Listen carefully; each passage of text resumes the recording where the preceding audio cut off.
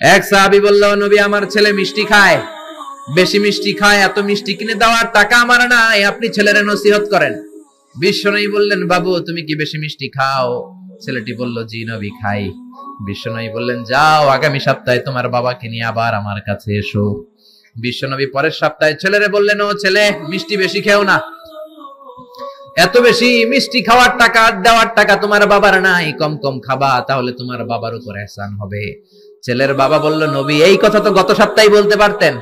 বিশ্বনবী বললেন, কেমন করে বলি, কারণ আমি নবী তো মিষ্টি পছন্দ করি। এক সপ্তাহের ব্যবধানে নিজের অভ্যাসটাকে পাল্টালাম, মিষ্টি কম কম খাওয়া শুরু করলাম, আগে নিজে আমল করলাম, তারপরে তোমার ছেলেরে বললাম। আপনাদের বাংলাদেশের জনপ্রিয় বক্তা, যার বক্তৃতার সময় যে লক্ষ লক্ষ মানুষ একদম উদ্বিগ্ন হয়ে বসে থাকে, তাদের যে আলোচনার দায়িত্বহীনতার পরিচয় তারা দেয়, এমন এমন ঘটনা তারা বর্ণনা করে যে ঘটনা না কোরআনে আছে, না কোনো গ্রহণযোগ্য তাফসিরে আছে, না কোনো হাদিসের পৃষ্ঠাতে আছে। সহিহ তো দূরের কথা, জয়ীফ তো দূরের কথা, জাল হাদিসের গ্রন্থেও এরকম ঘটনা আশ্রয় পায় নাই। এমন ঘটনা বর্ণনা করা হয় কি হয় না, কথা বলেন? আছে। হুজুর বলছে নবীজি মুহাম্মদ সাল্লাল্লাহু আলাইহি ওয়াসাল্লাম নিজে যে কাজ করতেন না, সেই কাজের আদেশও করতেন না। এটাকে বয়ান করতে গিয়ে, ব্যাখ্যা করতে গিয়ে হুজুর তখন বলছে, একজন ব্যক্তি তার সন্তানকে নিয়ে এসেছে, বাবা তার ছেলেকে নিয়ে এসেছে, এসে আল্লাহর নবীকে বলছে, আল্লাহর নবী আপনি একে বলেন তো আমার ছেলেটা খুব মিষ্টি খায়, আমার ছেলে যেন মিষ্টি না খায়, তার জন্য একটু নসিহত করেন। আল্লাহর নবী তখন চোখটাকে বন্ধ করে একটুবার বলছেন যে, বাবা তুমি 3 দিন পরে নিয়ে আসবে। 3 দিন পরে যখন নিয়ে এসেছে ওই ছেলেটাকে, তখন আল্লাহর নবী বলছেন, আচ্ছা ঠিক আছে তুমি মিষ্টি আর খাবে না। ছেলের পিতা তখন জিজ্ঞাসা করছে, এই কথা 3 দিন আগে তো বলতে পারতেন। তখন আল্লাহর নবী বলছেন যে, আমি তো বেশি বেশি মিষ্টি খেতাম, তো আমি আগে 3 দিনের মধ্যে মিষ্টি খাওয়া বন্ধ করেছি, তারপরে আপনার সন্তানকে আমি এই আদেশ করেছি। হুজুর বোঝাতে চেষ্টা করছেন যে আল্লাহর নবী যেই কথা বলতেন সেই কর্মটা আগে করতেন, অথচ এই হাদিস এটা ফেক, মানে একদম জাল হাদিস। হাদিসের কোনো গ্রন্থে নেই, কিন্তু একদম গোটা বিশ্ব জগতে তোলপাড় করা বাংলা ভাষাভাষী বক্তা আমাদের শ্রেষ্ঠ বক্তাদের অন্তর্ভুক্ত, মানে বক্তা বলেছে আলেম নয়, বক্তাদের অন্তর্ভুক্ত। এই বক্তার মুখ থেকে এই কথা হচ্ছে, আর মানুষ নারায়ে তাকবীর আল্লাহু আকবার বলছে, বা আছে না নাই, কথা বলেন? অথচ হাদিস জাল, একদম টাটকা জাল। কোনো হাদিসের গ্রন্থে দূরে কথা, ইতিহাসের গ্রন্থেও নেই, কোনো সিরাতের গ্রন্থেও নেই, কিন্তু আল্লাহর নবী নামে মিথ্যা কথা বলছে। এবং আল্লাহর নবী নামে মিথ্যা কথা বলা কাবিরা গুনাহ কি গুনাহ নয়? আল্লাহর নবী নামে মিথ্যা কথা বলা কাবিরা গুনাহ। আল্লাহর নবী যে কথা বলেনি সেই কথা আল্লাহর নবীর দিকে নিসবাত করা একদম হারাম। আল্লাহর নবী তার ব্যাপারে বলছে মাকাদু মিনান নার, তার থাকার জায়গা জাহান্নাম। সহিহ বুখারী কিতাবুল ইলম হাদিস নাম্বার 109, 10, 11 এবং সহিহ বুখারী হাদিস নাম্বার 3461। আল্লাহর নবী যে কথা বলেনি, কেউ যদি আল্লাহর নবীর দিকে নিসবাত করে দেয়, তার থাকার জায়গা জাহান্নাম। এখন আমি যখন এই কথা বলবো, সঙ্গে সঙ্গে বুঝে নিয়েছে তার ভক্তবিন্দু আমাদের হুজুরকে টার্গেট করে কথা বলেছে, ও আর কিছু শুনবে না, নিচে লিখে দিবে, তুই কোথা থেকে পড়েছিস, তুই আরবি পড়তে পারিস, তুই একটু সূরা ফাতিহা কিরাত করে শোনা তো। কত রকমের আছে না নাই, কথা বলেন? আছে। অথচ এটা হাদিসই নয়, নবী নামে মিথ্যা কথা অজস্র আছে। ওই বক্তা আবার বলছে, আর একটা হাদিস বর্ণনা করছে খুব মিষ্টি সুরে, কণ্ঠগুলো তাদের খুব সুন্দর, আমরা সেও কথা বলতেও পারি না। হুজুর বক্তৃতা দিচ্ছে এইভাবে যে আল্লাহর নবী মুহাম্মদ সাল্লাল্লাহু আলাইহি ওয়াসাল্লাম প্রসঙ্গে এবং নবী ইদ্রিস প্রসঙ্গে বলছে, নবী ইদ্রিস আলাইহিস সালাম জিবরাইল এই মালিকুল মউতের বন্ধু ছিল। কোন ফেরেশতার? মালিকুল মউতের বন্ধু ছিল। হঠাৎ নবী ইদ্রিস আলাইহিস সালাম তিনি বলছেন যে মালিকুল মউত আমাকে একটু জান্নাতে নিয়ে যাও, জান্নাত দেখব। সঙ্গে সঙ্গে মালিকুল মউত মৃত্যুর ফেরেশতা, আপনার ভাষায় আজরাইল ফেরেশতা, ইদ্রিস আলাইহিস সালাম নবীকে নিয়ে চলে গেছে, জাহান্নামে দেখিয়েছে, জাহান্নাম দেখে সঙ্গে সঙ্গে অজ্ঞান হয়ে যাবে এই ভাব, তারপর সঙ্গে সঙ্গে দুর্বর্গতে পালানোর চেষ্টা করছে। অমনি সঙ্গে সঙ্গে মালিকুল মউত তার ডানা দিয়ে নবী ইদ্রিসকে জাহান্নাম থেকে বের করে নিয়ে চলে আসে। একটুবার ইদ্রিস বলছেন আলাইহিস সালাম আমাকে এবার জান্নাত দেখাও। সঙ্গে সঙ্গে নবী ইদ্রিসকে জান্নাতে যখন প্রবেশ করেছে, দেখার পরে জান্নাতের রূপ সৌন্দর্য দেখে নবী ইদ্রিস বলছে, আমি আর জান্নাত থেকে যাব না। এটা হুজুর বয়ান করছে, কে বলেন তো ভাই? এটা হুজুর বলছে। নবী ইদ্রিস বলছে জান্নাত থেকে বের হবো না। মালিকুল মউত বলছে, কেন? তোমাকে তো জাহান্নাম দেখালাম, জাহান্নাম থেকে পালিয়ে আসলে জান্নাত দেখে এখন আসতে চাও না কেন? এই বলে কত সুন্দর কথা বলছে, অথচ এটা কোনো হাদিসই না, কথা বুঝতে পারছেন? কিন্তু এই ঘটনাকার কারা বলছে? যদি আমাদের মতো জেনারেল শিক্ষিত কোনো ছাত্ররা বলতো মেনে নিতাম, যদি সাধারণ কোনো মাঠের রাখাল বলতো মেনে নিতাম, যদি ভ্যান চালক রিক্সা চালক বলতো মেনে নিতাম। কিন্তু বাংলাদেশের মধ্যে সবচাইতে বড় বক্তাদের মধ্যে একজন বক্তা, তার মুখ থেকে যখন এই কথা বের হয়, লক্ষ কোটি জনসমুদ্র তার বক্তৃতা শুনে এই জাল হাদিসগুলো মানুষের মধ্যে যাচ্ছে কি যাচ্ছে না? কথা বলেন, যাচ্ছে। এই জন্য আপনাকে বলছি, বক্তার জনস্রোত দেখে, সংখ্যাগরিষ্ঠতা দেখে কখনো হক মানদণ্ড এটা গ্রহণ করা যায় না। একটা উদাহরণ দিয়ে বুঝতে পারবেন, সূরা নূহ খুলবেন, সূরা নম্বর ৭১ আয়াত নম্বর ৫ থেকে ৯, নবী নূহ আলাইহিস সালামের জীবনী পড়বেন। নবী নূহ বলছেন আল্লাহকে, আল্লাহ আমি আমার উম্মতকে দিন রাত দাওয়াত দিয়েছি, এত পরিমাণে দাওয়াত দিয়েছি, কোষে বসার সময় পাই না। নবী নূহ আলাইহিস সালাম একটা বছর না, ২টা বছর নয়, ৯৫০ বছর দাওয়াত দিয়েছে। কোন নবী? কথা বলেন। নবী নূহ আলাইহিস সালাম ৯৫০ বছর দাওয়াত দিয়েছে। ৯৫০ বছর দাওয়াত দেওয়ার ফলাফল কি? ৫০ জনকে হেদায়েত দিতে পারেনি, মানে ফলোয়ার তৈরি করতে পারেনি। কেন ভুলে যাচ্ছেন?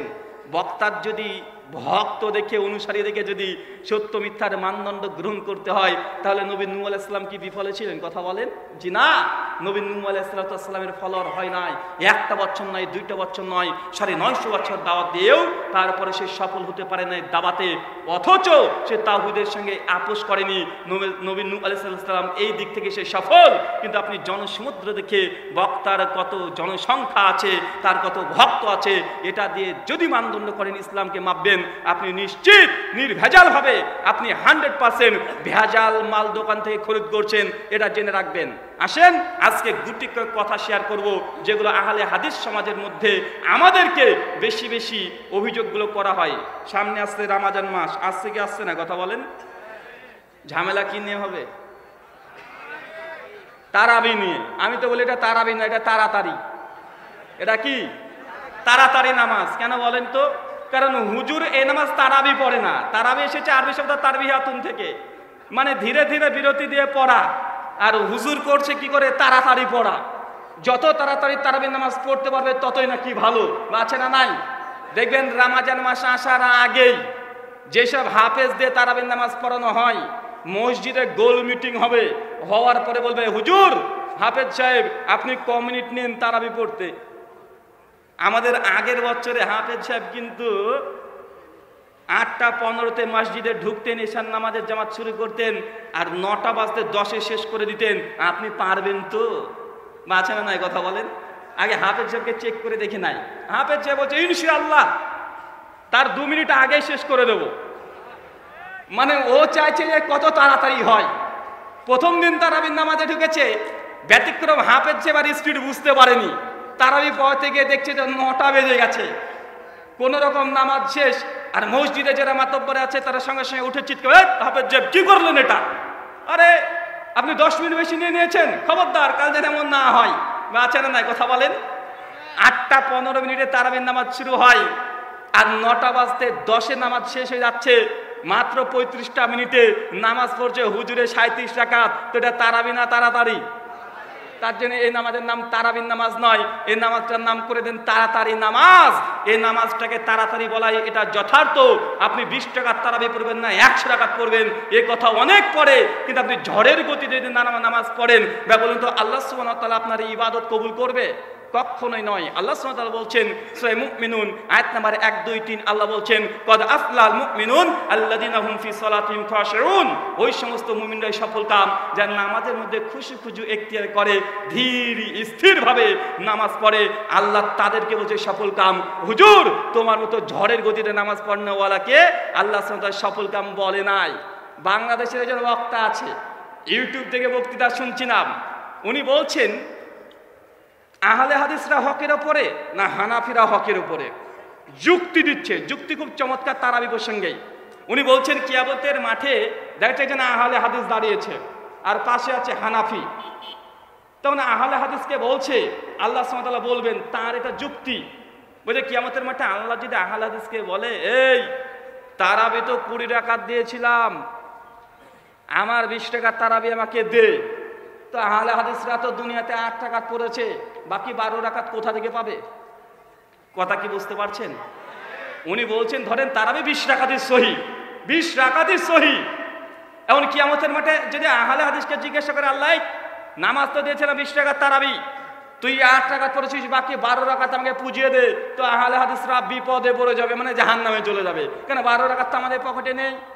হুজুর মিষ্টি সুরে আবার বলছে, কিন্তু আমাদের হানাফিদেরকে যদি কিয়ামতের মাঠে আল্লাহ বলেন যে হানাফিরা আমি তারাবি তো দিয়েছিলাম 8 রাকাত, আমাকে 8 টাকার তারাবি দে, সঙ্গে সঙ্গে আমরা হানাফিরা পকেট থেকে 8 টাকার তারাবিকে আল্লাহকে দিয়ে বলে, আল্লাহ এই নাও তোমার 8 টাকার তারাবি, আমাদের এই পকেটে এখন 12 রাকাত আছে, আল্লাহকে ওটা ফ্রি দিয়ে দেবো। বলছে তাহলে সন্ধ্যের মধ্যে কারা আছে, আহলে হাদিস না হানাফিরা?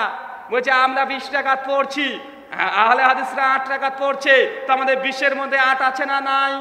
সবাই বলছে আলহামদুলিল্লাহ আমাদের 20-এর মধ্যে তো 8 আছে, অতএব আমরা হানাফিদের মধ্যে কোনো সন্দেহ নেই, আপনারা 20 টাকার তারাবি পড়বেন। তিনি এই ফতোয়া দিয়ে চলে গেলেন। ইউটিউবে দেখবেন আছেন, বা জবাব দেওয়ার দরকার আছে না নাই?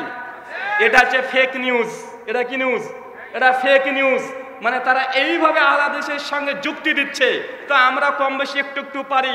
আর আমার যুক্তির জবাব টিট ফর ট্যাট, মানে অ্যান্টি ভেনাম।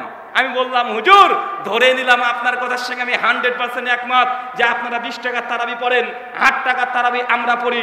আল্লাহ যদি কিয়ামতের মাঠে 20 টাকার তারাবি চাই, আমরা আহলে হাদিসরা দিতে পারবো না, তবে আপনারা 8 টাকাতে দিতে পারবেন, 20 টাকাতে দিতে পারবেন, অতএব আপনারা নিরাপদে আছেন, আমরা একটু ক্ষতির দিকে আছি, ধরে নিলাম। আসেন এবারে আপনার সঙ্গে কিয়ামতের মাঠে আল্লাহ যদি বলে আপনারা দাঁড়িয়েছেন হানাফিদের জামাত, আমাদের আহলে হাদিসের জামাত দাঁড়িয়ে আছে, আর কিয়ামতের মাঠে আল্লাহ যদি বলে তোরা কারা কারা নামাজ পড়েছিস, আমরা তো সবাই নামাজ পড়েছি, হাত তুলবো, তুলবো কি তুলবো না? কথা বলেন। আহলে হাদিসরা তুলবে, হানাফিরা তুলবে। এখন আল্লাহ বলবেন যে আমার নবীকে তো বলেছিলাম, সহিহ বুখারী প্রথম খণ্ড 104 পৃষ্ঠা, হাদিস নাম্বার 756, উবাদ বিন সামিত থেকে হাদিস বর্ণনা, আবু হুরায়রা থেকে হাদিস বর্ণনা, জাবের বিন আব্দুল্লাহ থেকে হাদিস বর্ণনা, 17 জন রাবী হাদিস বর্ণনা করেছে। আল্লাহ নবী বলেছেন লা সালাতা লিমান লাম ইয়াকরা বিফাতিহাতিল কিতাব, যে ব্যক্তি নামাজে সূরাতুল ফাতিহা পড়ে নাই তার নামাজ হয় নাই। এখন আল্লাহ যদি কিয়ামতের মাঠে হানাফি ভাইদেরকে বলে যে তোমরা তো নামাজ পড়েছো, আমার ফাতিহা দাও, কথা কি বুঝতে পারছেন? কিয়ামতের মাঠে আল্লাহ যদি বলে যে তুই 20 টাকা তারাবি পড়েছিস, বেশ খুব ভালো কথা, কিন্তু আমি তো নবীকে বলে পাঠিয়েছিলাম যে ব্যক্তি নামাজে সূরা ফাতিহা পড়ে নাই তার নামাজ হয় নাই, তো হানাফিরা জীবনে একবারও ঈমান বেচেন সূরাতুল ফাতিহা পড়ে নাই, তো তোমার 20 টাকার নামাজ কোথায় গেল? তোমার নামাজই বাতিল, কারণ সূরা ফাতিহা পড়নি যখন। আপনি কি কথা বুঝতে পারছেন আমার? ওরা বলছে 20 টাকার তারাবির মধ্যে 8 টাকা আছে, তো তারাবি তো নফল নামাজ, সর্বোচ্চ সুন্নাহ, কেউ যদি তারাবি নাই পড়ে ভাই সে কি জাহান্নামে যাবে? কখনো না। কিন্তু এটা যে ওয়াজিবের মাসালা, যে ব্যক্তি নামাজে সূরা ফাতিহা পড়েন তার নামাজই নাই, অতএব আপনার জীবদ্দশনে যত লক্ষ রাকাত নামাজ পড়েছেন আপনার একটাও নামাজ নেই, তারাবি 20 টাকা নিয়ে কি করবেন? এখন আল্লাহ যদি বলে বেচারা তো জীবনে তো নামাজ হয় নাই, তুই মরার পরে যে নামাজটা পড়া হয়েছিল নাম হচ্ছে জানাজার নামাজ, আছে না নাই? এখন যদি বলে আয় দেখি তো এখন তো জানাজাতে কি হয়েছে, এখন জানাজাতে আল্লাহু আকবার সানা শুরু করেছে, অথচ সহিহ বুখারী 1327 নম্বর হাদিসে স্পষ্ট বর্ণনা, আব্দুল্লাহ ইবনে আব্বাস রাদিয়াল্লাহু তাআলা তিনি নামাজ পড়ে দেখাচ্ছেন আর বলছেন আল্লাহ রাসূল নামাজে সূরাতুল ফাতিহা পড়েছেন, এটা সুন্নাহ। সহিহ বুখারীর মধ্যে মজুদ আছে স্পষ্ট জাজল্লমান হাদিস, অথচ তারা জানাজাতে সূরা ফাতিহা পড়ে না, আল্লাহ বলছে তো জানাজাও হয়নি। ভাই যদি এমন কথা বলে, ভাই এমন কিছু বলবে না, যেহেতু তারা আমাদেরকে এইভাবে অভিযোগ করেছে তাই এইভাবে অভিযোগের জবাবটা দিলাম। মনে রাখবেন আহলে হাদিস যে দলিলের অনুসরণ করে এটা জাজল্যমান প্রমাণ, পবিত্র কোরআনের অকাট্য দলিল, সহিহ বুখারী মুসলিম আবু দাউদ তিরমিজির অকাট্য দলিল। আমাদের সঙ্গে যে দিক দিয়ে তারা লাগতে আসুক না কেন, কোনো দিক থেকে ইনশাআল্লাহ আমৃত্যু তা যে চেষ্টা করে আহলে হাদিসের কোনো দলিলকে পরাস্ত করতে পারবে না। এখন আহলে হাদিসের ছোট্ট বাচ্চা ছেলে, একদম ছোট্ট বাচ্চা ছেলে, ওকে যদি বলা হয় তুমি নাভির নিচে হাত বাঁধো না কেন, এই জন্য আলবানী রহিমাহুল্লাহর কাছে আমরা ভিক্ষা চাইবো না, এর জন্য আমরা অন্য কারো কাছে ভিক্ষা চাইবো না। আহলে হাদিসের ছোট্ট বাচ্চা ছেলে যদি থাকে সঙ্গে সঙ্গে বলবে আমরা নাভির নিচে হাত বাঁধি না এই কারণে। এই দ্য ইসলামিক ফাউন্ডেশনের সুনানে আবু দাউদ কোনো আহলে হাদিসরা অনুবাদ করে নাই, হানাফিদের অনেকজন একসঙ্গে বোর্ড বসে অনুবাদ করা হয়েছে। আহলে হাদিসরা এই আবু দাউদ তাদের খুলে দিবে 759 নম্বর হাদিস, আলা সাদরিহি, আল্লাহ নবী বুকের উপরে হাত বাঁধতেন, হাদিসের লেখে নিচে কোনো শব্দ লেখা নেই। হানাফিদের রসুল ইমাম আবু দাউদ হাদিস বর্ণনা করার পরে যদি সুকুত থাকে এই হাদিসটা সহিহ, কিন্তু তার আগে 756, 57, 58 তিনটে হাদিস আছে নাভির নিচে হাত বাঁধার হাদিস। ইমাম আবু দাউদ 1200 বছর আগে হাদিসটাকে নিয়ে এসে ওইখানে যে বলেছে, বা আছে না নাই কথা বলেন?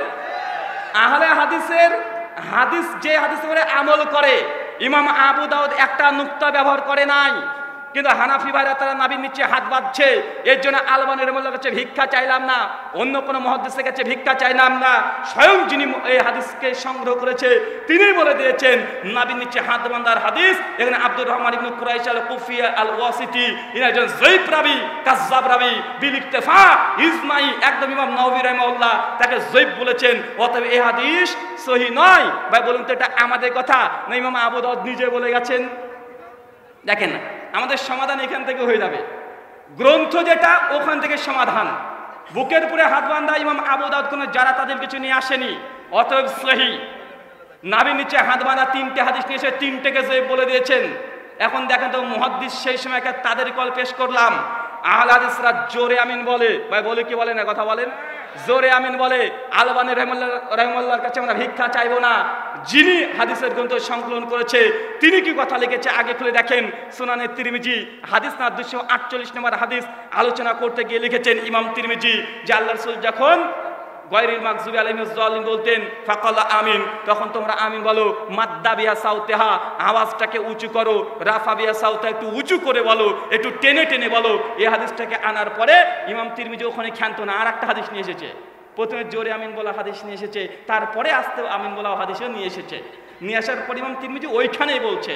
সুনান তিরমিজি খুলে দেখেন 248 এবং 249 নম্বর হাদিস ইসলামিক ফাউন্ডেশন থেকে পেয়ে যাবেন। ওখানে বলে দিয়েছে যে আস্তে আমিন বলার হাদিস সুফিয়ানের হাদিসের চাইতে শুবার হাদিসের মানে শুবার চাইতে সুফিয়ানের হাদিসটা অধিকতর সহিহ।